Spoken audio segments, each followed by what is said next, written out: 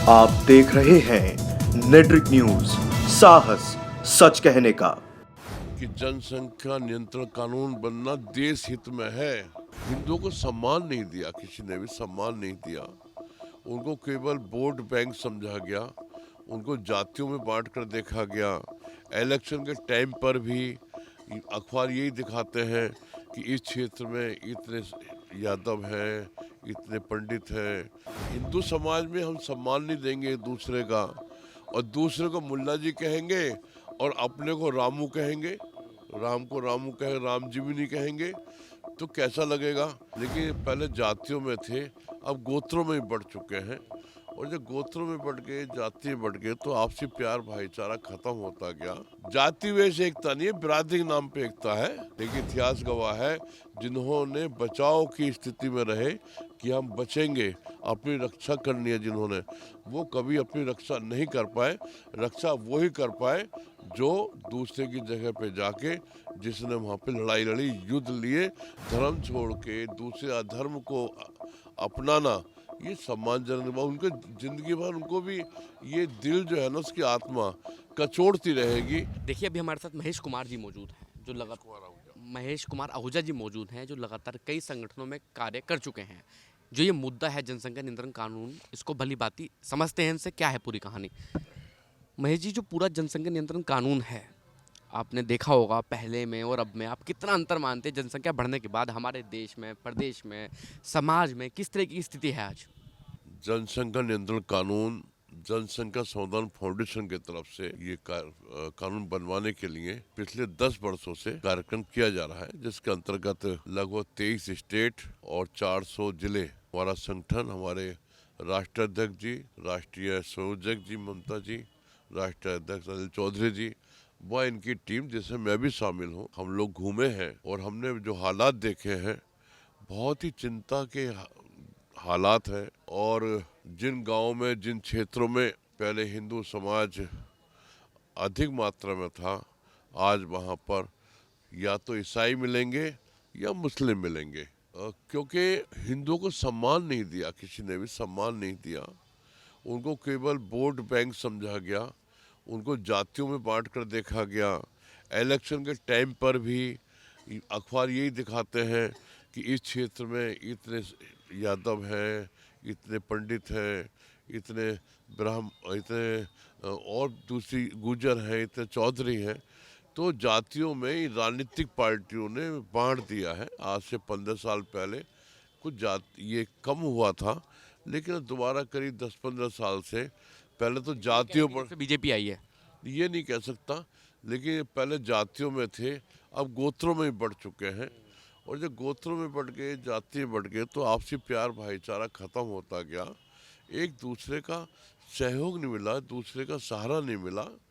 मुझे याद है वो घटना इधर दक्षिण की मीनाक्षीपुरम की, कि वहाँ पर कुछ हमारे हिंदू समाज के दलित भाई मुस्लिम बन गए। और जब मुस्लिम बन गए, तो जो गांव था पूरा का पूरा गांव क्षत्रियों का था। तो और जब मुसलमान बन गए, उन्होंने गोल टोपी पहन ली, तो उनको अपने चारपाई पे बैठाने लगे, आइए मुल्ला जी आइए।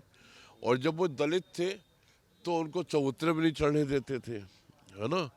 तो जब हिंदू समाज में हम सम्मान नहीं देंगे एक दूसरे का, और दूसरे को मुल्ला जी कहेंगे और अपने को रामू कहेंगे, राम को रामू कहे, राम जी भी नहीं कहेंगे, तो कैसा लगेगा।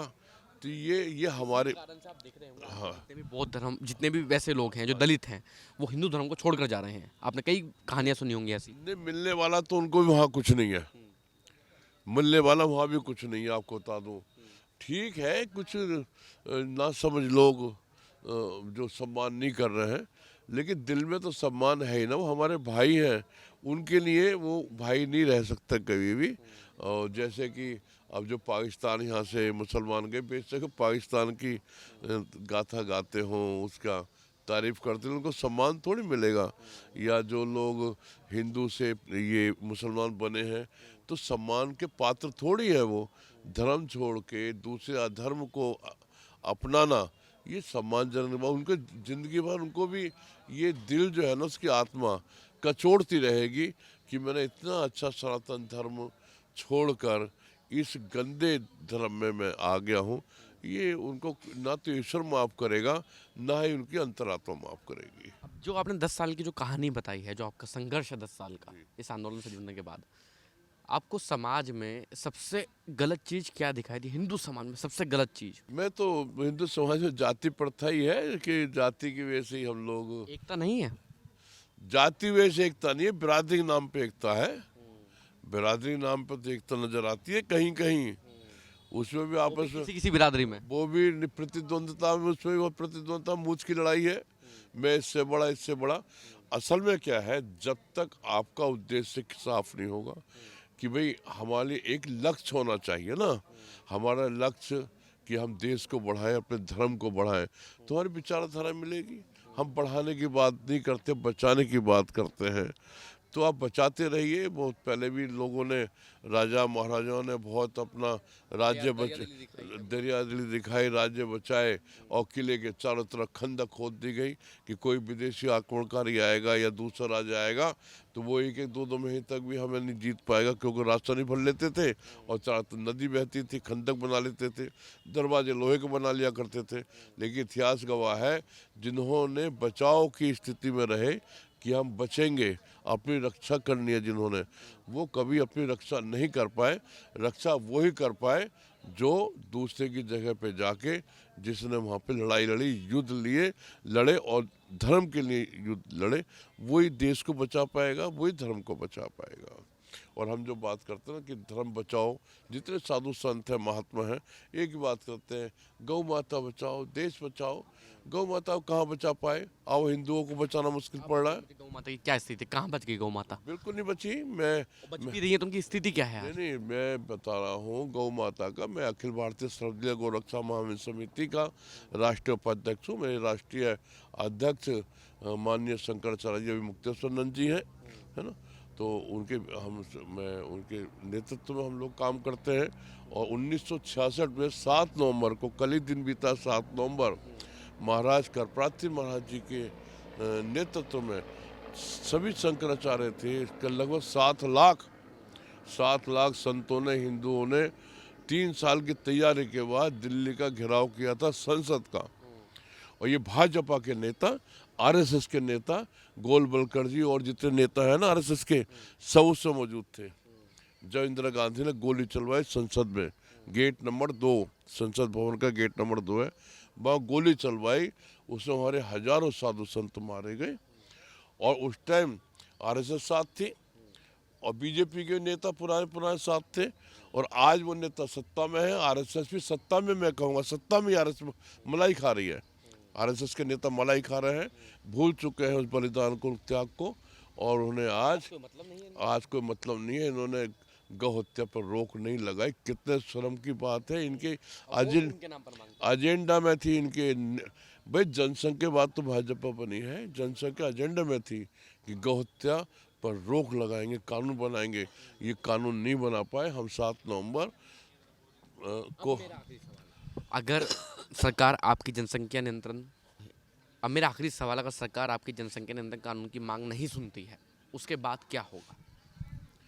भाई बात यह है, सरकार तो सुन ही नहीं रही और विपक्ष से कोई उम्मीद नहीं।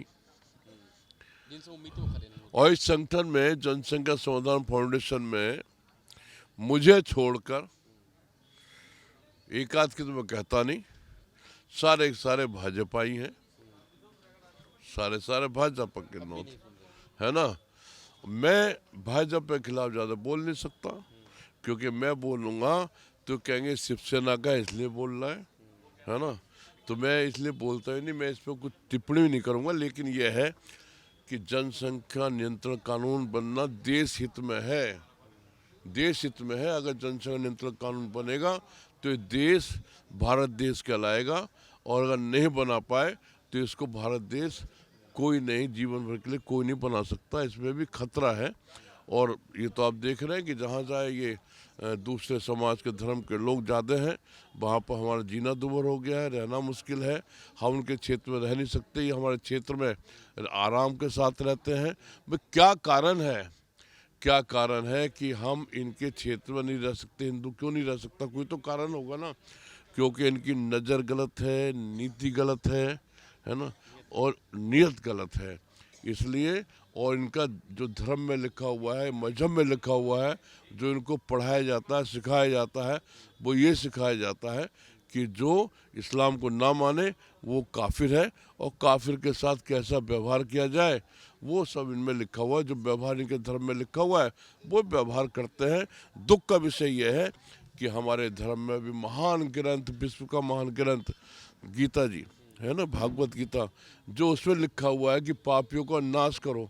पापियों को मानने में कोई भी प्रॉब्लम नहीं है, धर्म का काम है।